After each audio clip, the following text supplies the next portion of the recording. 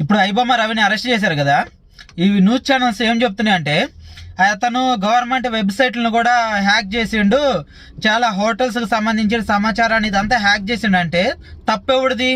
ఎక్కడో ఒక చిన్న దేశంలో ఉండి మన దేశానికి సంబంధించిన సర్వర్లు కానీ హోటల్స్కి సంబంధించిన వాటికి కానీ గవర్నమెంట్కి సంబంధించిన అఫీషియల్ ఇన్ఫర్మేషన్ మొత్తాన్ని లేదా సీక్రెట్గా ఉంచాల్సిన ఇన్ఫర్మేషన్ మొత్తాన్ని అతను హ్యాక్ చేయగలిగిండంటే మరి అంత వీక్గా ఉన్నాయా మన సిస్టమ్లు కానీ మన సర్వర్లు కానీ ఇవన్నీ?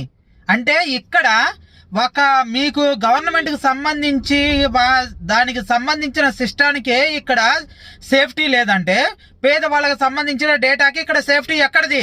ఏం చేస్తున్నారా దొంగ నా కొడుకులారా గవర్నమెంట్లో ఉండి?